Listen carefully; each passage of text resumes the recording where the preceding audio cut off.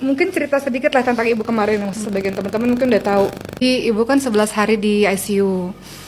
Kejadiannya serangan jantung henti nafas kan, ICU dalam keadaan koma. Dan pertanyaan bodohku yang selalu aku tanya sama dokter, sampai kapan di ICU, sampai kapan di ICU gitu. Karena dokter juga nggak tahu sampai kapan di ICU.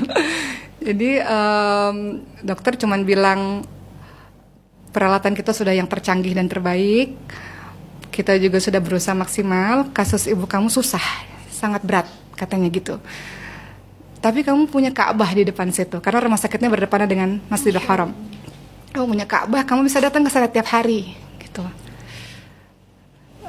Sebenarnya aku udah ngerti sih perkataan itu, cuman pengen dapat kata-kata yang lebih enak aja didengar. Jadi nanya sama Cindy kan dokter kan, ini artinya apa dek gitu.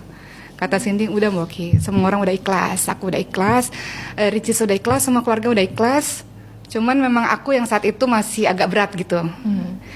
Jadi ya memang kerjaannya adalah setiap hari ke Ka'bah jam 2 pagi sampai jam 6 pagi. Kerjaannya tawaf, terus doa sama Allah, tapi kayak nikmat gitu. Maksudnya di satu sisi sedih, tapi di satu sisi kok nikmat ya, berdoa di depan Ka'bah, merendahkan diri serendah-rendahnya di hadapan Ka'bah. Dan yang aku rasain banyak orang-orang yang sayang, karena ketika mereka ketemu aku depan Ka'bah, mereka bilang, orang-orang jemaah haji Indonesia, Boki kita dengar kabar ibunya, semoga cepat sehat ya. Dan itu jadi yang buat aku tambah semangat dan yakin insya Allah ibu mudah-mudahan sehat karena dapat doa dari banyak orang. Jadi nikmat di sepertiga malam terakhir, di tempat terbaik, di waktu terbaik, bisa berdoa kepada Allah Subhanahu Wa Taala. Memang doanya minta agar ibu disembuhkan oleh Allah Subhanahu Wa Taala gitu. Ya singkatnya, setelah datang-datangan ibu kamu harus dioperasi, dilobangi lehernya, tracheostomi dan sebagainya. Mungkin ada 3 hal. Pertama, ajaib sembuh tiba-tiba. Kedua, nggak bertahan. Ketiga, ya mungkin berbulan-bulan lamanya dengan keadaan yang sulit seperti ini. Jadi kita udah cari tempat tinggal kemana-mana, udah cari sekolah buat Mariam juga, udah kepikiran akan tinggal di Mekah. Memang nggak mungkin kan ninggalin ibu di ICU. Ya udah, intinya semuanya serba tiba-tiba hari ke-10 lepas ventilator, hari ke-11 boleh pulang ke hotel, dan semua dokter mengatakan ibu kamu pejuang banget katanya, dan kamu harus sujud syukur saat ini di ruang ICU ini, berterima kasih kepada Allah karena Allah kasih banyak keajaiban untuk ibu kamu katanya, yang mana ini kasus yang berat dan gak semua orang bisa bertahan dengan kondisi yang kayak gini. Jadi kayaknya kok Allah cepat banget ya gitu, cepat banget gitu, dalam 11 hari yang penuh air mata itu kok cepat banget Allah merubah keadaan seseorang. Banyaklah kejadian sampai akhirnya aku juga minta doa lagi sama Allah, ya Allah gimana caranya ngurus orang sakit dari ICU, nggak ada dokter, nggak ada suster, nggak ada siapa-siapanya, gimana caranya di kamar ngurusin orang sakit. Allah kasih kemudahan, Allah kasih ada dokter yang baik hati, Masya Allah, nggak mau dibayar, nggak mau dikasih hadiah untuk visit, ngajarin aku gimana caranya untuk ngecek gulanya ibu dan berbagai macam obat-obatan. Ada orang baik ngasih makanan bubur setiap harinya, yang mana ibu nggak bisa makan sembarangan. Terus kami harus pulang ke Indonesia, berdoa lagi sama Allah, karena orang yang dari ICU pulang ke Indonesia dengan perjalanan berbelas-belas jam transit juga nggak mudah. Dan waktu itu ibu harus harus di business class karena harus baring. Pada saat itu pesawat sangat penuh. Saya Oki sama Bang Rio itu dapatnya di economy class. Minta lagi sama Allah jam 2 pagi bangun sampai jam 6 tawaf lagi, ya Allah mudahkan, khusus doanya mudahkan perjalanan pulang ke Indonesia. Tiba-tiba Allah kasih ada 3 business class. Bisa, karena kenapa? Ibu kan sehari 8 kali ganti pampers. Dikit-dikit oke. Jadi kalau aku di ekonomi gimana bisa bolak-balik ngerawat ibu gitu. Jadi Allah kabulin lagi. Akhirnya bisa pulang dengan mudah, alhamdulillah. Sampai di Jakarta masuk ICU. Dokter katakan kemungkinan pakai ring nih karena ada penyakit jantung. Doa lagi sama Allah, jangan ya Allah. Dan kata Allah nggak jadi. Jadi kayaknya doa-doa ini banyak dikabulkan oleh Allah. Jadi tadi aku bilang sama Siran, kayaknya kok nggak tahu diri banget ya kalau terlalu banyak Allah bantu kita, Allah kasih kebaikannya sama kita, terus kita nggak bangun sholat malam, nggak tahu diri banget gitu.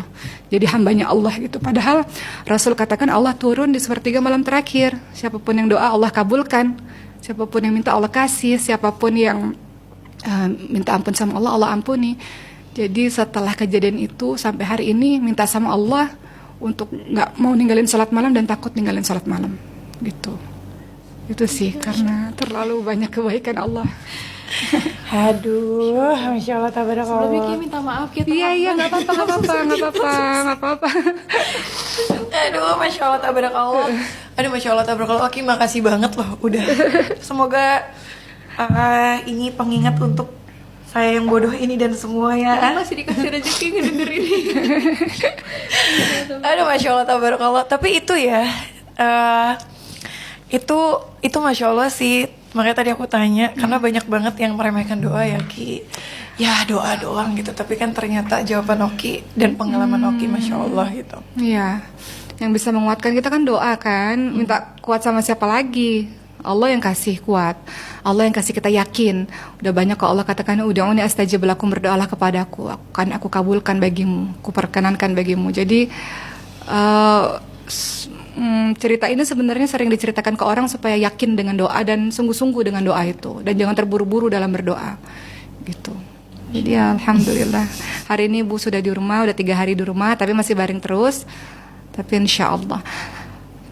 Tapi ada satu hal yang mungkin aku mau ceritain. Kenapa Ki yakin pada saat semua orang, adik-adik dokter-dokter di Indonesia, adik-adik harus cepat ke Mekah, maksudnya kan takut nggak ketemu lagi gitu. Oke ikhlas. Tapi aku tuh selalu bilang masih bisa, Ibu masih bisa berjuang gitu. Jadi kadang-kadang mereka sedih ngeliat aku gitu, karena masih kekeh. Enggak, Ibu masih bisa. Oke, jangan memberatkan Ibu, kata mereka kan. Enggak, masih bisa. Kenapa aku yakin? Karena pada saat Ibu dalam kondisi koma di rumah sakit ICU itu kan waktu jenguk cuma 1 jam. Tapi aku bisa datang ke sana kapanpun aku mau, dikarenakan ketika aku ngaji, nggak ada seorang pun yang menghentikan aku ngaji.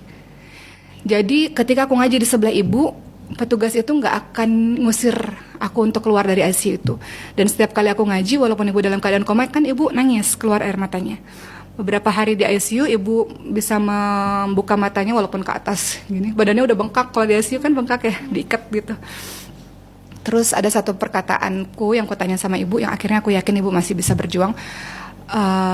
Perkataanku kepada Ibu adalah, Ibu kan ngafalin Quran. Ibu sekarang kayaknya udah 12 juz lah ngafalin Quran tiap hari gitu. Jadi Ibu tuh selalu bilang, ya Allah, kalau misalnya sudah dulu waktu sehat ya, kalau seandainya memang sudah waktuku kembali kepada Allah, inginnya sudah selesai dengan sempurna, dengan baik ya Allah, untuk bisa menyelesaikan ini semua gitu. Nah akhirnya perkataan itu yang aku bilang sama Ibu ketika Ibu koma, ketika Ibu udah mulai buka mata, walaupun belum bisa diajak komunikasi sekali. Aku bilang, Ibu, bukannya Ibu mau menyelesaikan hafalannya dengan lancar, dengan baik. Ibu selalu bilang, ya Allah jangan panggil aku dulu, karena ini masih perjuangannya belum selesai nih. Ibu berjuang ya, Ibu ingat kan Ibu punya keyakinan itu, punya janji itu sama Allah. Terus yang Ibu lakukan, Ibu mengangguk sekali. Nah dari situlah Ibu ngangguk. Ibu masih terus berjuang kan untuk Al-Quran, ngangguk. Nah dari situlah akhirnya yakin, pasti Ibu bisa gitu.